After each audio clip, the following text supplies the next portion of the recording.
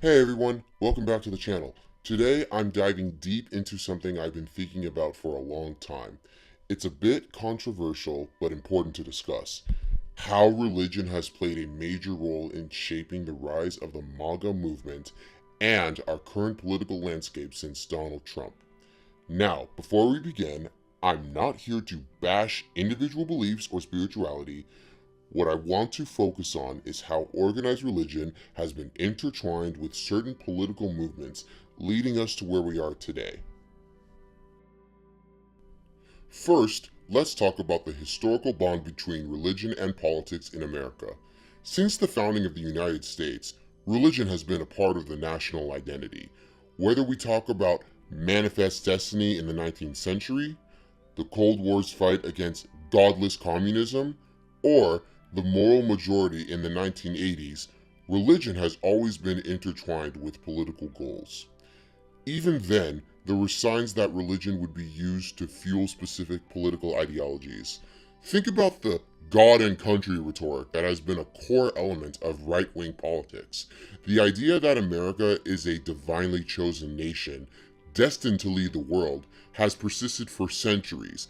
It is not a coincidence that this same rhetoric feeds into MAGA.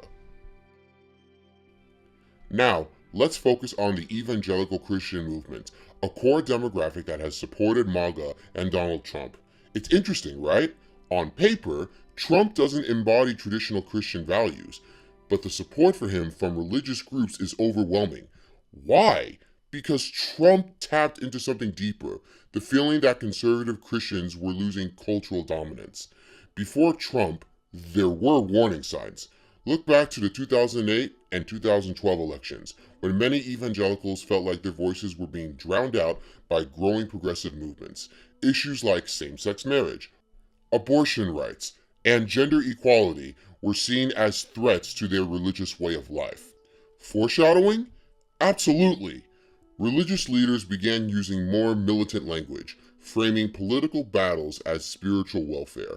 The election of Barack Obama, the first black president, was seen by some as an apocalyptic shift, a sign that America was moving away from its Christian roots. Let's dig into the rhetoric itself. Trump's campaign made a point to appeal to religious voters. He promised to protect their religious freedom, a term that, for many, was code for preserving Christian privilege. He vowed to appoint conservative judges, protect the Second Amendment, and overturn Roe v. Wade. Again, none of this was accidental. Trump's language mirrored that of many evangelical pastors who had long warned their followers of an impending cultural collapse. They saw Trump not as a perfect man, but as a tool sent by God to restore order. This is where the concept of Christian nationalism comes into play.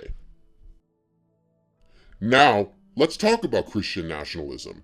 This is the idea that the United States should be governed as a Christian nation, that laws and policies should be based on biblical principles. MAGA, in many ways, is an extension of this belief. We saw this in full display during the January 6th insurrection. People were carrying Christian flags, wearing religious symbols, and claiming that God was on their side. This is not new.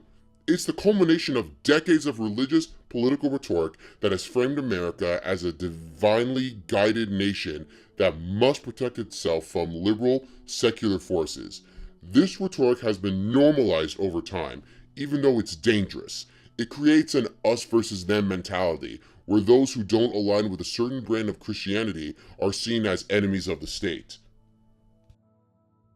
So, where's the evidence that this was building up? Let's go back to the post 9/11 era, where religious groups became more vocal in the political sphere. The Patriot Act, the War on Terror, and anti-Islamic rhetoric were justified by many religious leaders as part of a spiritual battle. This helped create a political environment where fear of the other was normalized. Fast forward to Obama's presidency and the birther conspiracy, championed by Trump, which was often tied to the belief that Obama was secretly Muslim. This wasn't just a political attack. It was rooted in religious fear-mongering.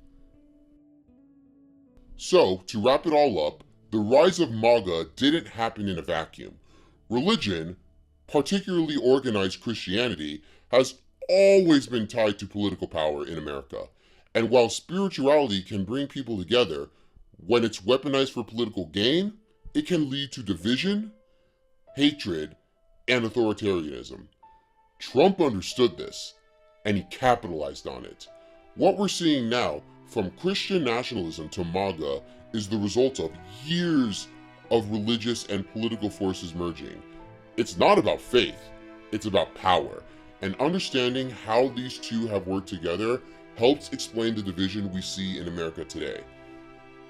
If you like this video, don't forget to like, comment, subscribe, and hit the bell for notifications for whenever I upload other videos.